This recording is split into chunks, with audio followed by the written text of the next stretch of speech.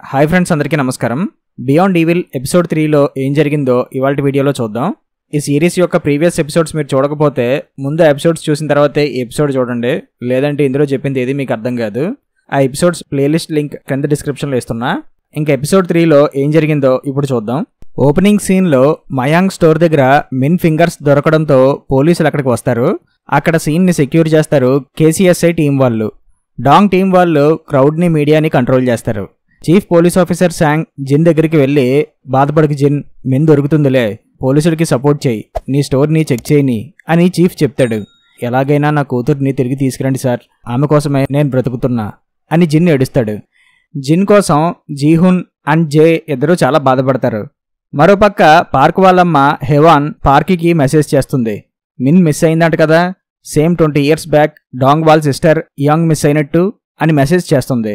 దానికి పార్క్ ఏమీ రిప్లై ఇవ్వడు. అతను కూడా బాధలోనే ఉంటాడు. ఆ ఫింగర్స్ని మొదటగా చూసింది డాంగ్ అండ్ హ్యాన్ అవ్వడంతో వాళ్ళని స్టేట్మెంట్స్ ఇవ్వడానికి స్టేషన్కి రమ్మంటుంది ఓజీ. సో ఇప్పటివరకు ఈ హత్యలన్నీ చేస్తుంది డాంగ్ అని అనుకుంటున్న హ్యాన్కి ఇప్పుడు ఈ మిన్ ఇయాంగ్ లాగే మిస్ అవ్వడంతో అతను ఇప్పుడు డైలమాలో పడతాడు. ఎందుకంటే డాంగ్ మిన్ని సొంత కూతురులా చూసుకున్నాడని జీహూన్ చెప్పాడు కదా, సో మరి డాంగ్ మిన్ని చంపే ఛాన్స్ ఉందా అని ఆలోచిస్తాడు హ్యాన్. కట్ చేస్తే ఇక్కడ డాంగ్ తన బేస్మెంట్లో కూర్చొని ఉంటాడు. 20 years బ్యాక్ బాంగ్జూ హత్య కేసు, ఇయాంగ్ మిస్సింగ్ కేసులో తనని పోలీసులు ఇంట్రాగేట్ చేసిన విషయాన్ని గుర్తు తెచ్చుకుంటాడు. తర్వాత అక్కడ వాల్కి ఉన్న కేస్ ఫైల్స్ని తీసేసి నవ్వుతాడు. వెంటనే 3rd ఎపిసోడ్ టైటిల్ పడుతుంది, పేరు స్మైల్. కాసేపటి తర్వాత డాంగ్ ఒక కవర్తో ఆఫీసర్ పార్క్ దగ్గరికి వెళ్ళి, రేయ్ నువ్వు కాసేపు బయట ఉండరా, నాకు లోపల పని ఉంది అని చెప్తాడు. ఏంట్రా నా ప్లేస్కి వచ్చి నన్ను బయట ఉండమంటున్నావు, లోపల ఏం చేస్తావు అని పార్క్ అడుగుతాడు. అది నీకు చెప్పాల్సిన అవసరం లేదు, ఇక్కడే ఉండు, లోపలికి రాకు అని చెప్పి డాంగ్ ఆ కేస్ ఫైల్స్ని స్టోర్ చేసిన రూమ్కి వెళ్తాడు. పార్క్ కూడా ఆ రూమ్లోకి వెళ్తాడు.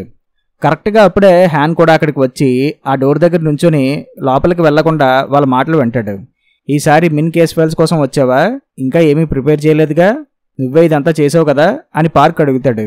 ఇదంతా అంటే మిన్ని నేనే చంపేశాను అనుకుంటున్నావా అని డాంగ్ నవ్వుతాడు. డాంగ్ ఏం చెప్తాడా అని హ్యాన్ ఈగర్గా వెయిట్ చేస్తుంటే అప్పుడే అతనికి మెసేజ్ వస్తుంది. ఫోన్ సౌండ్ రావడంతో హ్యాన్ అక్కడి నుంచి బయటికి వెళ్ళిపోతాడు. ఆ సౌండ్ వీళ్ళకి వినిపించడంతో డాంగ్ అక్కడి నుంచి బయటకు వచ్చి డోర్ క్లోజ్ చేస్తాడు. స్టేట్మెంట్ ఇవ్వడానికి రమ్మన్నా, వస్తున్నావా అని ఓజీ అతనికి మెసేజ్ చేస్తుంది. మన మాటలు ఎవరో విన్నారు అని డాంగ్ పార్క్తో అంటాడు.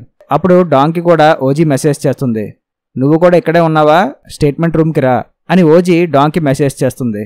నేను కూడా అంటే హ్యాన్ కూడా స్టేట్మెంట్ ఇవ్వడానికి వచ్చాడా అంటే ఇందాక ఇక్కడ ఉంది హ్యానా అని డాంగ్కి డౌట్ వచ్చి బయటకు వచ్చి చూస్తాడు.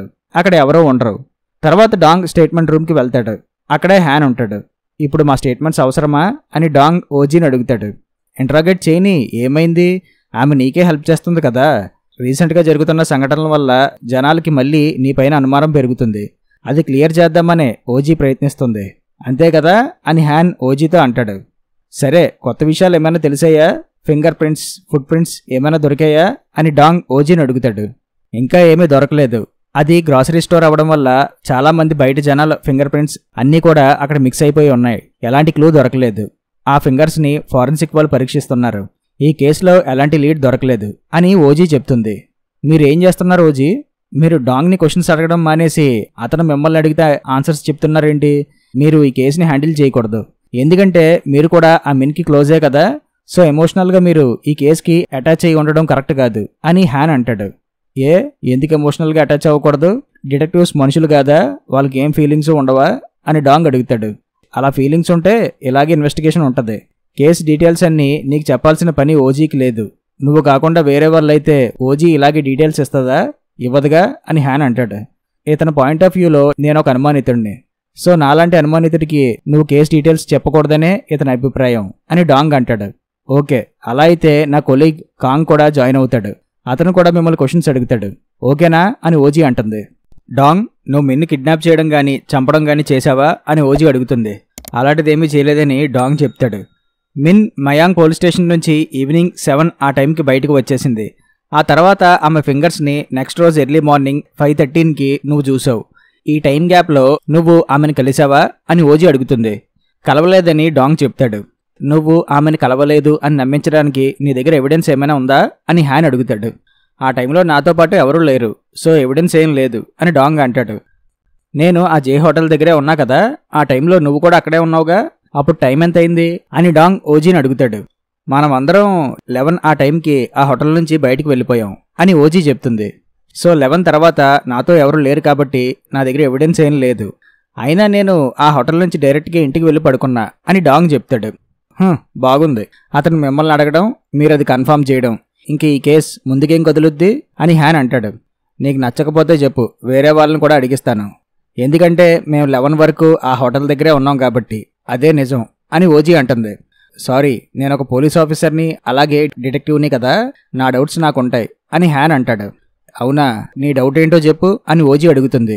20 years బ్యాక్ సేమ్ ఇలాగే ఇయాంగ్ మిస్ అయింది. ఆ కేసుకు సంబంధించిన డీటెయిల్స్ మనం మీడియా వాళ్ళకి పెద్దగా చెప్పలేదు. సో 20 years బ్యాక్ ఆ హత్యలు, కిడ్నాప్ చేసిన హంతకుడే ఇప్పుడు మళ్ళీ 20 years తర్వాత ఈ క్రైమ్స్ చేస్తున్నాడని మీరు ఇదివరకే అన్నారు. ఇయాంగ్ మిస్సింగ్ కేసులో ఎలాంటి క్లూ దొరకలేదు. సో ఇప్పుడు కూడా దొరకకుండా హంతకుడు జాగ్రత్త పడతాడు. ఇక్కడ ఫన్నీ పార్ట్ ఏంటంటే 20 years బ్యాక్ ఆ కేసులో అనుమానితుడు రీసెంట్గా ఈ టౌన్కి వచ్చిన తర్వాత నుంచే ఇక్కడ ఈ క్రైమ్స్ జరగడం స్టార్ట్ అయ్యాయి. అండ్ ఆ కేసుల్లోని అనుమానితుడే ఈ కేసుల్లోని క్రైమ్ సీన్స్ని మొదటగా చూసింది. ఎనీవేస్, ఇవన్నీ మీరు ఆలోచించలేరనుకోండి. అందుకే ఈ కేసెస్ని కొత్త ఆఫీసర్కి ఇవ్వమని చెప్పింది. నా పని అయిపోయింది, నేను వెళ్తా అని చెప్పి హ్యాన్ వెళ్తుంటే డాంగ్ అడ్డుపడతాడు. ఆగు, ఇప్పుడు వరకు నువ్వు మాట్లాడవుగా, ఇప్పుడు నేను స్టార్ట్ చేస్తా. ఈ టౌన్కి కొత్తగా వచ్చిన వాళ్ళలో నువ్వు కూడా ఒకడివే. సో నీ లెక్క ప్రకారం నువ్వు వచ్చిన తర్వాత కూడా హత్యలు జరగడం స్టార్ట్ అయ్యాయి అని డాంగ్ అంటాడు. నీకేమైనా పిచ్చా? 20 years బ్యాక్ ఆ హత్యలు చేసిన హంతకుడే ఇప్పుడు మళ్ళీ ఈ హత్యలు చేస్తున్నాడు అనుకుందాం. సో 20 years అంటే అప్పుడు నాకు 7 years ఉంటాయి. సో ఒక 7 years కుర్రాడు 20 years ఉన్న ఇద్దరు లేడీస్ పైన అటాక్ చేసి ఒకరిని చంపేసి ఇంకొకరిని కిడ్నాప్ చేశాడంటావా అని హ్యాన్ అడుగుతాడు. అప్పుడు వదిలే, ఇప్పుడైతే నీకు 27 years ఉన్నాయిగా, సో మిన్ని కిడ్నాప్ చేసే ఛాన్సెస్ కూడా ఉన్నాయి. ఆ క్రైమ్స్ని నువ్వు కాపీ కొట్టావు అనుకోవచ్చుగా అని డాంగ్ అంటాడు. సరే, అలాగే అనుకుందాం. 20 years బ్యాక్ బాంగ్జూని చంపిన హంతకుడే ఇప్పుడు ఈ అమ్మాయిని కూడా ఎగ్జాక్ట్గా అలాగే చంపాడు కదా. మరి ఆ హంతకుడు ఎలా చంపాడు అన్న విషయం బయట ఎవరికీ తెలియకపోతే నేను ఎగ్జాక్ట్గా ఎలా చంపుతా అని హ్యాన్ అడుగుతాడు. కరెక్ట్, అదే నేను చెప్తున్నా. బయట కామన్ పీపుల్ ఎవ్వరికీ తెలియదు. కానీ నువ్వు పోలీస్ కమ్ డిటెక్టివ్ కదా, నీకు ఆ రికార్డ్స్ రూమ్లో ఉండే ఆ కేస్ ఫైల్స్ని యాక్సెస్ చేసే ఛాన్స్ ఉంది కదా అని డాంగ్ అంటాడు. అక్కడ రికార్డ్ రూమ్లో బాంగ్జూ అండ్ అలాగే ఇయాంగ్కి సంబంధించిన కేస్ ఫైల్స్ ఏవీ లేవు. ఇంకా నాకెలా తెలుస్తుంది అని హ్యాన్ అంటాడు. అవునా, ఆ కేస్ ఫైల్స్ లేవా? ఆ విషయం నీకెలా తెలుసు? అంటే ఆ కేస్ ఫైల్స్ని నువ్వు ముందుగానే చూడాలనుకున్నావా? ఎందుకు చూడాలనుకున్నావు అని డాంగ్ అడుగుతాడు. ఓహో, ఇప్పుడు ట్రాక్ ఎలా తిప్పావా? అంటే నేనే ఆ కేస్ ఫైల్స్ని దొంగలించి ఈ క్రైమ్ చేశానంటావా? అబ్బాబ్బాబ్బా, కేసుని ఏం డైవర్ట్ చేసావు అని హ్యాన్ అంటాడు. అదే కాదు, క్రైమ్ సీన్ని మొదటగా చూసింది నేను మాత్రమే కాదు, నాతో పాటు హ్యాన్ కూడా ఉన్నాడు అని డాంగ్ ఓజీకి చెప్తాడు. కట్ చేస్తే జరిగిన విషయం హ్యాన్ తన ఫాదర్ కివాన్కి చెప్తాడు. ఆ డాంగ్ గడు చాలా స్మార్ట్గా ఆలోచించి నిన్ను ఇందులో ఇరికించాడు. నీకు ఫస్ట్ నుంచి చెప్తున్నా, లో ప్రొఫైల్ మెయింటైన్ చేయరా, ఎలాంటి కేసుల్లోకి ఇన్వాల్వ్ అవ్వకరా అని. ఇప్పుడు చూడు ఏం జరిగిందో. ఇంకేమన్నాడు డాంగ్ అని కివాన్ అడుగుతాడు.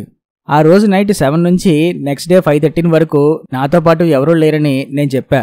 అయితే డాంగ్ ఏమన్నాడంటే నెక్స్ట్ రోజు ఎర్లీ మార్నింగ్ నేను అతని ఇంటి దగ్గరే ఉన్నాను. అతని ఇంటి నుంచి ఆ మయాంగ్ స్టోర్కి పెద్ద దూరం ఏమీ కాదు కాబట్టి ఆ ఫింగర్స్ని అక్కడ నేనే పెట్టుంటాను అని పోలీసులకి చెప్పాడు డాంగ్ అని హ్యాన్ కివాన్కి చెప్తాడు. నువ్వెందుకురా ఆడింటి దగ్గర ఉన్నావు? నిజం చెప్పు, నువ్వు కానీ హంతకుడివి కాదు కదా. నువ్వు చెప్పింది చూస్తుంటే నాకే నీపైన డౌట్ వస్తుంది, వాళ్ళకి డౌట్ రాకుండా ఉంటుందా అని కివాన్ హ్యాన్ని తిడతాడు. ఇదంతా కాదు, అసలు ఆ రోజు ఆ మోంజు పోలీస్ స్టేషన్కి సంబంధించిన సెక్యూరిటీ ఫుటేజ్ నాకు కావాలి అని హ్యాన్ అడుగుతాడు. ఎందుకు అని కివాన్ అడుగుతాడు. అది ఉంటేనే ఆ డాంగ్ని పట్టుకోవచ్చు అని హ్యాన్ చెప్తాడు. నెక్స్ట్ సీన్లో పోలీసులు మిస్ అయిన మిన్ కోసం వెతుకుతుంటారు. మరోపక్క డాంగ్ కింద తన బేస్మెంట్ రూమ్లో ఒక కెమెరా పెడతాడు. తర్వాత ఆ బేస్మెంట్ ఏరియానంతా నీట్గా క్లీన్ చేస్తాడు. అప్పుడు అక్కడ ఉన్న టేబుల్ పైన ఒక బ్లడ్ మార్క్ ఉంటుంది, అది కూడా క్లీన్ చేస్తాడు. అప్పుడే అతని ఇంటికి ఓజీ అండ్ పార్క్ వస్తారు. జే నీకోసం అలాగే జిన్ కోసం ఫుడ్ పంపింది అని పార్క్ ఇస్తాడు. తర్వాత తింటానులే. అవును, జిన్ ఎలా ఉన్నాడు అని డాంగ్ అడుగుతాడు. ఎలా ఉంటాడు, నీకులాగే బాధగా ఉన్నాడు అని ఓజీ అంటుంది. ఇలా అంటున్నాను తప్పుగా అనుకోకు, లేని వాళ్ళ గురించి అలా బాధపడుతూ రోజులు గడిపేయడం కరెక్ట్ కాదు అని పార్క్ అంటాడు. లేని వాళ్ళంటే మిన్ చనిపోయింది అనుకుంటున్నావా అని ఓజీ పార్క్ని అడుగుతుంది. చనిపోక మరి ఇంకేమైద్ది? నా సిస్టర్ ఇయాంగ్ మిస్ అయ్యి 20 ఏళ్ళు అయ్యింది. ఇప్పటికి వచ్చి ఆమె ఏమైందో ఎవరికీ తెలియదు. ఎక్కడైనా ఎవరైనా ఒక అమ్మాయి కొంచెం ఇయాంగ్ లాగా కనిపిస్తే నేను మొదటగా ఆమె చేతి వేళ్ళు చూస్తా, ఎందుకంటే ఆమెకి 10 ఫింగర్స్ లేవు కదా. చేతికి 10,000 లేని అమ్మాయిని 20 ఏళ్ళైనా ఇప్పటి వరకు కనీసం ఒక్కరు కూడా చూడలేదంటే ఆ అమ్మాయి ఏమైనట్టు? చనిపోయిందేనే కదా అర్థం. ఇప్పుడు మిన్కి కూడా అదే జరుగుంటది అని డాంగ్ అంటాడు. నువ్వు అలా ఆలోచించుకో, మిన్ బ్రతికే ఉంటుంది, మేమందరం ఆమె కోసం వెతుకుతున్నాం అని ఓజీ అంటుంది. లేదు, ఆమె మీకు కనిపించదు, ఎందుకంటే ఆ హంతకుడు మీకు మిన్ డెడ్ బాడీని ఎప్పటికీ ఇవ్వడు అని డాంగ్ అంటాడు. తర్వాత ఓజీ అండ్ పార్క్ బయటకు వచ్చేస్తారు. డాంగ్ మాటలు వింటుంటే ఏదో తేడాగా ఉంది. హంతకుడెవరో డాంగ్కి తెలిసి అంటావా అని ఓజీ అడుగుతుంది. వాడేదో బాధలో ఉండి ఏదేదో మాట్లాడుతున్నాడు, వాడి మాటలు పట్టించుకోకు అని పార్క్ అంటాడు. ఇవన్నీ డాంగ్ చేసుంటాడు కదా అని ఓజీ అడుగుతుంది. ఏం మాట్లాడుతున్నావు ఓజీ? డాంగ్ మన ఫ్రెండ్, నువ్వు వాడినే అనుమానిస్తున్నావా? అందుకేనా ఇందాక వాడిని మిన్ బ్రతుకుందా అని క్వశ్చన్ చేసావు అని పార్క్ అడుగుతాడు. మరేం చేయమంటావు? నేను ఒక పోలీస్ ఆఫీసర్నే, అందరినీ అనుమానించాల్సి వస్తుంది అని ఓజీ అంటుంది. మరి నేనేంటి పార్క్లో బఠానీలు అమ్ముకుంటానా? నేను పోలీస్ ఆఫీసర్నే కదా, మరి నేను డాంగ్ని అనుమానించలేదే అని పార్క్ అంటాడు. 20 ఏళ్ల క్రితం డాంగ్ ఆ క్రైమ్ చేశాడని నేను నమ్మలేదు. అందరూ అతన్ని హంతకుడని నమ్మినా నేను నమ్మలేదు, ఎందుకంటే నా ఫ్రెండ్ గురించి నాకు తెలుసు కాబట్టి. నువ్వు కూడా డాంగ్ని నమ్ముంటే అప్పుడు ఎందుకని నువ్వు ముందుకొచ్చి డాంగ్ ఈ క్రైమ్స్ చేయలేదని చెప్పలేదు అని ఓజీ అడుగుతుంది. ఓజీ అప్పుడు సిచ్యువేషన్ వేరు, కానీ నాకు తెలుసు డాంగ్ ఎప్పటికీ ఇలాంటి క్రైమ్స్ చేయడని అని పార్క్ అంటాడు. నెక్స్ట్ సీన్లో హ్యాన్ ఆ చనిపోయిన లేడీ గురించి ఆలోచిస్తాడు. ఆమె చనిపోక ముందు హ్యాన్ ఆమెకి ఇచ్చిన టాస్క్ ఏంటో ఇప్పుడు చూపిస్తారు. ఆ లేడీ ఒక మసాజ్ పార్లర్లో వర్క్ చేస్తుంది. డాంగ్ ఫోటో ఆమెకి చూపించి అతను ఎప్పుడైనా మీ పార్లర్కి వచ్చాడా అని అడుగుతాడు. ఏమో, ఇతన్ని ఎప్పుడూ నేను చూడలేదు అని ఆ లేడీ చెప్తుంది. సరే అయితే ఇతను మళ్ళీ ఎప్పుడైనా నీ దగ్గరికి వస్తే నాకు వెంటనే 1 అని టెక్స్ట్ మెసేజ్ చేయి, నేను వెంటనే అక్కడికి వస్తాను. ఈ ఫోన్ నీ దగ్గరే పెట్టుకో, ఇందులో ట్రాకర్ యాప్ ఉంది, ఆ టైంలో నువ్వు ఎక్కడున్నావో నాకు తెలుస్తుంది అని హ్యాన్ అంటాడు. ఎందుకు ఇవన్నీ? నేను నా ఫోన్ నుంచే నీకు మెసేజ్ చేస్తా, అప్పుడు నా ఫోన్నే ట్రాక్ చేయి, ఈ ఫోన్ నాకు వద్దు అని ఆ లేడీ అంటుంది. చూడు లీ, నువ్వొక ఇల్లీగల్ ఇమిగ్రెంట్ అని నాకు తెలుసు. ఈ విషయం కోర్టుకి తెలిసిందనుకో అది నీకే రిస్క్, కాబట్టి నేను చెప్పింది చేయి, ఈ ఫోన్ నుంచే నాకు మెసేజ్ చేయి, ఎక్స్ట్రాలొద్దు అని హ్యాన్ చెప్తాడు. అయితే ఈ లీని హంతకుడు చంపే టైంలో పాపం లీ హ్యాన్కి 1 అని చెప్పి 3 టైమ్స్ మెసేజ్ చేస్తుంది. ఆ టైంలో హ్యాన్ తన ఫోన్ చూసుకోడు. తర్వాత చూస్తే ఈమె ఎన్నిసార్లు మెసేజ్ చేసిందేంటి అని షాక్ అవుతాడు. ఇప్పుడు ఆ విషయం గుర్తుకొచ్చే ఆలోచిస్తాడు హ్యాన్. నెక్స్ట్ సీన్లో మిస్ అయిన మిన్ కోసం ఓజీ వాళ్ళు అక్కడ ఉన్న కొండపైన వెతుకుతూ ఉంటారు. అక్కడ వాళ్ళకి ఒక ఫోన్ దొరుకుతుంది. ఆ ఫోనే ఇదివరకు హ్యాన్ లీకి ఇచ్చింది.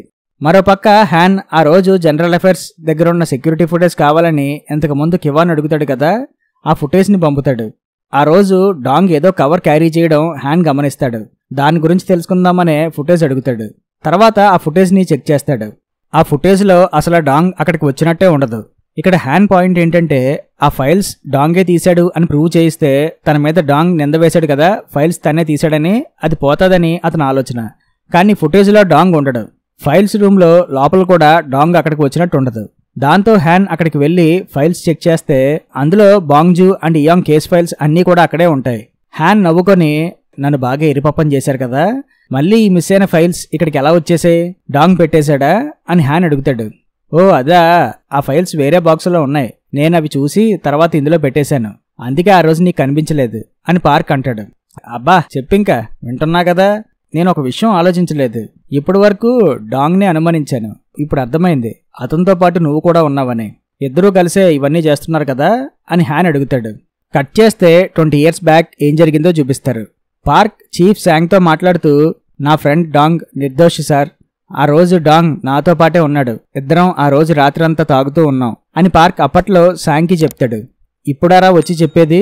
ఈ విషయం ముందే చెప్పాలి కదా, ఇప్పుడు వాడిని అరెస్ట్ చేసాం, నువ్వు చెప్పేది మేము నమ్మాలంటే మాకు సాక్ష్యం కావాలి అని శాంగ్ అడుగుతాడు. కావాలంటే డాంగ్ని అడగండి సార్ అని పార్క్ అంటాడు. ఎలా కనబడుతున్నానరా మీ కంటికి, బుర్రుందా లేదా నీకు?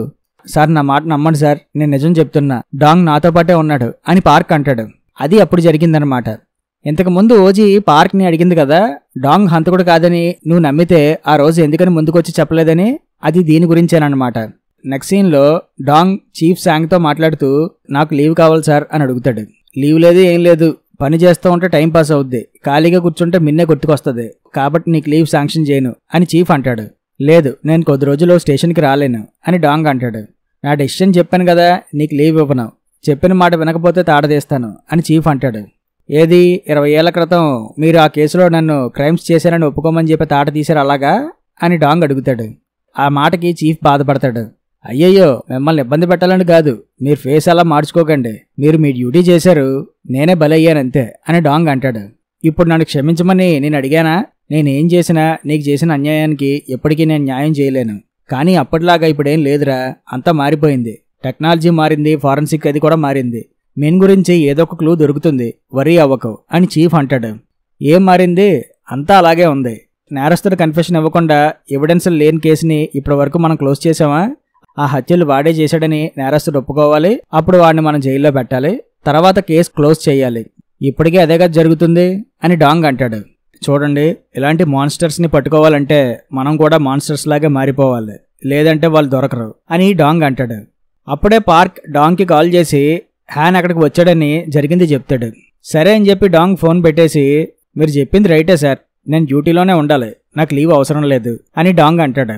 నెక్స్ట్ సీన్లో హ్యాన్ అండ్ డాంగ్ మళ్ళీ పెట్రోలింగ్కి వెళ్తారు. హ్యాన్ కార్ డ్రైవ్ చేస్తూ మయాంగ్ స్టోర్కి కొద్ది దూరంలో కార్ పార్క్ చేస్తాడు.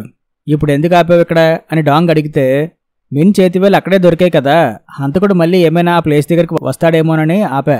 క్రైమ్ డిపార్ట్మెంట్లో నీకు చెప్పే ఉంటారుగా, హంతకుడు క్రైమ్ సీన్ దగ్గరే తిరుగుతూ ఉంటాడని అని హ్యాన్ అంటాడు. కాసేపటికి జిన్ స్టోర్ నుంచి బయటకు వచ్చి అక్కడే ఉన్న పేపర్ తీసుకొని మిన్ కోసం బాధపడతాడు. ఆ పని నువ్వే కదా చేసావు అని హ్యాన్ అంటాడు. ఏ పని? నువ్వు ఇంకా నన్ను హంతకుడనే అనుకుంటున్నావా అని డాంగ్ అడుగుతాడు. నేను అడిగింది దాని గురించి కాదు, ఆ కేస్ ఫైల్స్ని నువ్వే కదా మళ్ళీ తిరిగి అక్కడ పెట్టేశావు అని హ్యాన్ అడుగుతాడు. ఇప్పుడు అది ఇంపార్టెంటా? తీస్తే ఏంటి, తీకపోతే ఏంటి అని డాంగ్ అంటాడు. అంతలో ఓజీ హ్యాన్కి కాల్ చేసి అతని వెంటనే స్టేషన్కి రమ్మంటుంది. హ్యాన్ని ఆమె ఇంటర్గేట్ చేస్తుంది. మీరు ఈ టౌన్కి వచ్చి ఎన్ని రోజులైంది అని ఆమె అడుగుతుంది. 16 days అయ్యింది అని హ్యాన్ చెప్తాడు. ఇంతకుముందు ఎప్పుడు నువ్వు ఈ ఏరియాలోకి రాలేదా అని ఓజీ అడుగుతుంది. నాకు 7 years ఏజ్ ఉన్నప్పుడు నేను ఇక్కడే ఉండేవాడిని, మా ఫాదర్ ఇక్కడే పోలీస్ స్టేషన్లో వర్క్ చేసేవారు, ఆ తర్వాత ఇంకెప్పుడు రాలేదు అని హ్యాన్ చెప్తాడు. నీకు మిన్ ఇంతకు ముందే తెలుసా అని ఓజీ అడుగుతుంది. లేదు, తెలీదు, ఆమెని ఫస్ట్ టైం ఆ రోజు తాగేసి స్టేషన్లో పడుకున్నప్పుడే చూశాను, అయినా ఇప్పుడు ఇవన్నీ నన్నెందుకు అడుగుతున్నారు అని హ్యాన్ అడుగుతాడు. లాస్ట్ నైట్ మిన్ కోసం మేము వెతుకుతుండగా మిన్ సెంట్ని బట్టి పోలీస్ డాగ్ మమ్మల్ని ఒక ప్లేస్కి తీసుకువెళ్ళింది. అక్కడ మాకు ఈ ఫోన్ దొరికింది. అది బర్నర్ ఫోన్, అందులో కాల్స్ ఏమీ రికార్డ్ అయ్యి లేవు, కానీ ఆ ఫోన్ నుంచి 3 మెసేజ్లు వెళ్ళాయి. మిన్ సెంట్ ఉన్న ఈ ఫోన్ నుంచి 1 అని టైప్ చేసి ఒక నెంబర్కి మెసేజ్ పంపారు. ఆ పంపింది నీ ఫోన్కే అని మాకు తెలిసింది. సో ఇప్పుడు చెప్పు, మిన్ నీకు ముందే తెలుసా తెలీదా అని ఓజీ అడుగుతుంది. తెలీదని హ్యాన్ చెప్తాడు. మరైతే ఎవరి ఫోన్ ఇది అని ఓజీ అడుగుతుంది. కట్ చేస్తే ఈ విషయాలన్నీ కివాన్కి తెలిసి సీరియస్ అవుతాడు.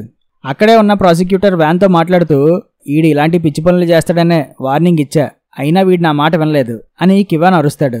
సార్ రిలాక్స్ అవ్వండి, ఏదో తేడా జరిగి ఉంటుంది, హ్యాన్ ఇలాంటి క్రైమ్ కేసెస్లో ఇరుక్కోడు అని వాన్ అంటాడు. నీకు వాడు 10 ఏళ్ల నుంచి తెలుసు, అయినా నువ్వు వాడిని జడ్జి చేయలేకపోయావు. వాడు తెలివైనోడే, కానీ అప్పుడప్పుడు ఇలాంటి తింగర పనులు చేస్తుంటాడు. 3 సార్లు మెసేజ్ పంపింది వీడి నెంబర్కి, ఇప్పుడు దీన్ని ఎలా కవర్ చేయాలి అని కివాన్ ఆలోచిస్తాడు. అవును, ఆ ఫోన్ మీద DNA టెస్ట్ చేశారా అని కివాన్ అడుగుతాడు. ఫారెన్సిక్ వాళ్ళు అదే పని మీద ఉన్నారు సార్ అని వాన్ చెప్తాడు.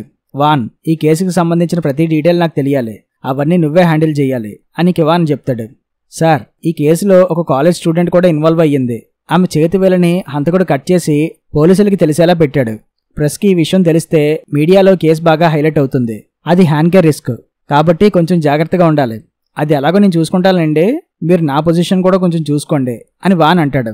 వాన్, నువ్వు ఈ కేసుని సరిగ్గా హ్యాండిల్ చేయి చాలు, నీ గురించి నేను చూసుకుంటాను అని కివాన్ హామీ ఇస్తాడు. నెక్స్ట్ సీన్లో ఆ టౌన్ కౌన్సిల్ హెడ్ అయిన హేవాన్ పోలీస్ స్టేషన్కి వచ్చి ప్రస్తుతం కేసులు ఎలా రన్ అవుతున్నాయి, అవసరమైతే తన హెల్ప్ తీసుకోమని వాళ్ళకి చెప్తుంది. ఇప్పటివరకు బాగానే జరుగుతున్నాయి, మీరు వెళ్తే మేము పని చేసుకుంటాం అన్నట్టుగా వాళ్ళు ఫీల్ అవుతూ ఉంటారు. అప్పుడే పార్క్ అక్కడికి వస్తాడు. మా అమ్మకారు ఇక్కడ ఉందేంటి, ఇక్కడికి ఎందుకు వచ్చింది అని పార్క్ అనుకుంటాడు. అప్పుడే ఒక వ్యక్తి వాకింగ్ స్టిక్తో నడుచుకుంటూ అటు సైడ్ వెళ్లడం చూస్తాడు పార్క్. తర్వాత స్టేషన్ లోపలికి వెళ్ళి, అమ్మా ఇక్కడికి వచ్చావేంటి, వీళ్ళంతా కేసెస్ పని మీద బిజీగా ఉన్నారు, వెళ్ళిపోయి ఇక్కడి నుంచి అని చెప్తాడు. సరే అని చెప్పి ఆవిడ బయటకు వస్తుంది. వాడిని ఎందుకు పిలిచావు ఇక్కడికి అని పార్క్ హేవాన్ అడుగుతాడు. ఎవరా వాడు అని ఆమె అడుగుతుంది. నీకు తెలియనట్టుగా డ్రామాలు ఎందుకమ్మా, ఆ చాంగాడు ఇక్కడికి ఎందుకు వచ్చాడు అని పార్క్ అడుగుతాడు. ఎవరు? ఆ జేఎల్ కన్స్ట్రక్షన్ కంపెనీ ఓనర్ చాంగా అని ఆవిడ అడుగుతుంది. అవునని పార్క్ అంటాడు. నేనే అతనికి కాల్ చేశాను, చాలా రోజులైంది అతన్ని కలిసి అని ఆవిడ అంటుంది. నువ్వు మళ్ళీ వాడితో కలిసావంటే అస్సలు బాగోదు చెప్తున్నా అని పార్క్ అంటాడు. తర్వాత ఆ చాంగ్ అటు సైడ్ వెళ్తున్న ఓజీని చూసి పలకరిస్తాడు. ఏంటి, నువ్వు అప్పుడే డిటెక్టివ్ అయిపోయావా అని చాంగ్ అడుగుతాడు. మళ్ళీ ఇక్కడికి ఎందుకు వచ్చావు అని ఓజీ అడుగుతుంది. నా ఎక్స్ వైఫ్ని కలుద్దామని వచ్చా అని చాంగ్ అంటాడు. నాటకాలు ఆడితే ఎముకలు విరిగిపోతాయి అని ఓజీ అంటుంది. సో ఈ ఓజీ ఇదివరకు చాంగ్ ఎక్స్ వైఫ్ అన్నమాట. నా రెన్యువల్ పీరియడ్ పాస్ అయింది, బోలెడంత డబ్బులు కట్టా దీనికోసం అని చాంగ్ అంటాడు. నువ్వు సీఈఓలో ఉంటావు కదా, ఇక్కడ రెన్యువల్ ఎందుకు చేయించుకున్నావు అని ఓజీ అడుగుతుంది. నాకు ఒక కన్స్ట్రక్షన్ కంపెనీ ఉంది, ఇక్కడ ఒక ప్రాజెక్ట్ కడదామని ఇక్కడికి వచ్చా, ఇక నుంచి ఇక్కడే ఉంటా, కాబట్టి ప్లీజ్ నన్ను మాత్రం డిస్టర్బ్ చేయకు అని చెప్పి వెళ్ళిపోతాడు చాంగ్. నెక్స్ట్ సీన్లో హ్యాన్ ప్రాసిక్యూటర్ వాన్ దగ్గరికి వెళ్ళి ఎందుకురా నాకు అస్తమాను ఫోన్ చేస్తున్నావు అని అడుగుతాడు. పోలీసులకు దొరికిన ఈ ఫోన్ గురించి నీకేం తెలుసుకోవాలని లేదా? నా దగ్గర ఆ ఫోన్కి సంబంధించిన ఫారెన్సిక్ రిపోర్ట్ ఉంది, ఈ రిపోర్ట్ ఇంకా పోలీసుల దగ్గరికి వెళ్ళలేదు అని వాన్ చెప్తాడు. దీని గురించి నీకెలా తెలిసింది? మా ఫాదర్ దీని గురించి నీకు చెప్పారా అని హ్యాన్ అడుగుతాడు. ఇప్పుడు ఈ కేసుని నేనే హ్యాండిల్ చేసేది. హ్యాన్, నువ్వు నా దగ్గర నిజం దాచకుండా మొత్తం చెప్పాలి, అప్పుడే నేను నిన్ను కవర్ చేయగలను అని వాన్ అంటాడు. ఏం అవసరం లేదు, ఇది నేను హ్యాండిల్ చేసుకోగలను, కావాలంటే రిపోర్ట్ పోలీసులకు ఇచ్చేయి అని హ్యాన్ అంటాడు. కొంచెం ఆలోచించు, ఆ ఫోన్ పైన దొరికిన DNA వారం రోజుల ముందు చనిపోయిన ఆ లేడీ లీదే. ఇప్పుడు అర్థమైందా నువ్వు ఎంత రిస్క్లో ఉన్నావో అని వాన్ అంటాడు. తర్వాత రిపోర్ట్స్ని కివాన్ చూసి హ్యాన్ని తిడతాడు. చూడండి, నేను చనిపోయిన లేడీకి నా ఫోన్ నెంబర్ ఇచ్చాను, నాకు ఈ కేసుకి ఉన్న కనెక్షన్ అదొక్కటే, దాని గురించి అందరికీ చెప్పేస్తా అని హ్యాన్ అంటాడు. చెప్పేస్తావా? ఈ విషయం ఫారెన్ అఫైర్స్ వాళ్ళకి తెలిస్తే ఏమవుద్దో తెలుసా అని కివాన్ అంటాడు. ఒకవేళ తెలిసినా ఏం పర్లేదు, అసలు ఈ పాయింట్ని ఎవిడెన్స్లో కూడా కన్సిడర్ చేయరు అని హ్యాన్ అంటాడు. చూడరే, ఇవన్నీ కాదురా, ఈ విషయం ప్రెస్కి తెలిసిందనుకో, పోలీసులు కేసులు ఇన్వెస్టిగేట్ చేసేలోపే నువ్వే హంతకుడువని మీడియాలో కన్ఫర్మ్ చేసేసి ప్రతిరోజు సాయంత్రం డిబేట్లు పెట్టేస్తారు. అక్కడతో నీ కెరీర్ ఎండ్ అయిపోతుంది. నీ కెరీర్ ఏంటి, నాది కూడా ఎండ్ అయిపోతుంది అని కివాన్ అంటాడు. హ్యాన్కి ఇప్పుడు ఏం చేయాలో అర్థం కాదు. అసలు నేను ఆ లేడీకి ఇచ్చిన ఫోన్ ఆ కొండపైకి ఎలా వచ్చింది అని హ్యాన్ ఆలోచిస్తాడు. నెక్స్ట్ సీన్లో డాంగ్ స్టేషన్కి వచ్చాక అక్కడున్న పోలీసులు కూడా ఆ ఫోన్ గురించే మాట్లాడుకుంటారు. ఆ ఫోన్ అసలు ఆ కొండ మీదకి ఎలా ఉంది, అది మిన్ ఫోన్ కాకపోతే మిన్ సెంట్ స్మెల్ ఆ ఫోన్ పైకి ఎలా వచ్చింది అని. చీఫ్ వచ్చి వాళ్ళని కామ్గా ఉండమంటాడు. తర్వాత ఒక పోలీస్ ఆఫీసర్ డాంగ్తో మాట్లాడుతూ హ్యాన్ని ఓజీ ఎందుకు పిలిచిందో తెలిసిందా అని అడుగుతాడు. ఏమో నాకేం తెలుసు అని డాంగ్ అంటాడు. తర్వాత చీఫ్ని అడిగితే ఏదో బర్నర్ ఫోన్ దొరికింది కదా, ఆ ఫోన్ నుంచే హ్యాన్కి ఏదో మెసేజ్లు వెళ్ళాయంట, ఆ ఫోన్ పైన చనిపోయిన ఆ లేడీ DNA దొరికిందంట అని చీఫ్ చెప్తాడు. అప్పుడే హ్యాన్ అక్కడికి వస్తాడు. మీరు విన్నదంతా నిజమే, అదే జరిగింది చీఫ్, నేను కొద్ది రోజులు లీవ్ తీసుకుంటున్నా, డాంగ్ జరిగిన దానికి సారీ అని చెప్పి హ్యాన్ అక్కడి నుంచి వెళ్ళిపోతాడు. అప్పుడే డాంగ్ హ్యాన్ దగ్గరికి వెళ్ళి ఫోన్లే, ఇప్పటికైనా నా గురించి తెలుసుకున్నావు, ఇంక వెళ్ళి హాయిగా రెస్ట్ తీసుకో అని చెప్పి డాంగ్ ముఖం కిందకు పెట్టుకొని నవ్వుకుంటాడు. అది గమనించిన హ్యాన్కి మండుద్ది. ఇప్పుడు నువ్వు నన్ను చూసి నవ్వేవా అని హ్యాన్ కోపంగా అడుగుతాడు. లేదే, నవ్వలేదే, నువ్వేదో భ్రమపడ్డావు అని డాంగ్ అంటాడు. నువ్వు తప్పించుకున్నానని తెగ హ్యాపీగా ఉన్నావు కదా, ఏదో ఒక రోజు నాకు దొరుకుతావు, అప్పుడు చూస్తా నీ సంగతి అని హ్యాన్ అంటాడు. నీకు బ్రెయిన్లో ఉన్న చిప్పు దొబ్బినట్టుంది, వెళ్ళి మంచిగా థెరపీ చేయించుకో అని డాంగ్ అంటాడు. రేయ్, నేను అసలు వదలను అని హ్యాన్ అంటాడు. నేనేమైనా నీ గర్ల్ ఫ్రెండ్ ఏంట్రా వదలకపోవడానికి, షర్ట్ పట్టుకుంది చాలు, అయినా పోలీస్ స్టేషన్ చుట్టూ కెమెరాస్ ఉన్నాయి కదా, మనం ఇలా ఫైట్ చేసుకొని అది కెమెరాస్లో రికార్డ్ అయ్యి ఆ ఫుటేజ్ మీడియా వరకు రీచ్ అయితే అస్సలు బాగోదేమో, బయలుదేరింకా అని డాంగ్ అంటాడు. నీ సంగతి చూస్తాన్రా అని చెప్పి హ్యాన్ అక్కడి నుంచి వెళ్ళిపోతాడు. నెక్స్ట్ సీన్లో హ్యాన్ ఆ ఫోన్ దొరికిన కొండ ప్రాంతానికి వెళ్ళి అక్కడంతా చెక్ చేస్తాడు. అక్కడ ఉన్న ఒక సెక్యూరిటీ కెమెరాని చూసి దాని గురించి అక్కడే ఉన్న ఒక వ్యక్తిని అడుగుతాడు. ఆ సెక్యూరిటీ కెమెరా ఏమీ సరిగ్గా పనిచేయదు సార్ అని అతను చెప్తాడు. ఇక్కడ ఏదైనా కార్ అస్తమాను రావడం గమనించావా అని హ్యాన్ ఆ వ్యక్తిని అడుగుతాడు. అస్తమానునా, నేనేమి చూడలేదు సార్, అయినా మీరు ఈ ఏరియా వారు కాదేమో, ఇక్కడ కావాలంటే కార్లు ఎక్కడైనా పార్క్ చేసుకోవచ్చు అని ఆ వ్యక్తి అంటాడు. హ్యాన్ అలా వెతుకుతుండగా అక్కడ ఒక చోట తనకి కార్ టైర్ ట్రాక్స్ కనిపిస్తాయి. దాన్ని ఫాలో అవుతూ హ్యాన్ ఒక ఇంటికి వెళ్తాడు. అక్కడ ఒక కార్ ఉంటుంది. లోపల ఎవరైనా ఉన్నారా అని డోర్ కొడతాడు హ్యాన్. ఎవరూ రెస్పాండ్ అవ్వకపోవడంతో అక్కడే ఉన్న కారులో నుంచి ఆ డాష్ క్యామ్ ఫుటేజ్ని చెక్ చేస్తాడు హ్యాన్. ఆ ఫుటేజ్లో డాంగ్ ఆ కొండ దగ్గరికి వచ్చినట్టుగా ఉంటుంది. అయితే ఇక్కడ ట్విస్ట్ ఏంటంటే డాంగ్ ఆ కెమెరా వంక చూసి నవ్వుతాడు. ఇదేంటిది అని చెప్పి హ్యాన్కి ఏమీ అర్థం కాదు. తర్వాత హ్యాన్ డాంగ్ ఇంటికి వెళ్తాడు.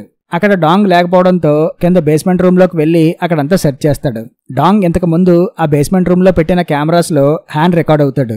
అలా హ్యాన్ అక్కడంతా సెర్చ్ చేస్తుండగా అక్కడ టేబుల్ పైన తనకి ఒక బ్లడ్ మార్క్ కనిపిస్తుంది. అది చూసి హ్యాన్ షాక్ అవుతాడు. కట్ చేస్తే ఓజీ వాళ్ళు డాంగ్ దగ్గరికి వచ్చి, డాంగ్, మిన్ మిస్సింగ్ కేసులో నిన్ను అరెస్ట్ చేస్తున్నాం అని చెప్తుంది.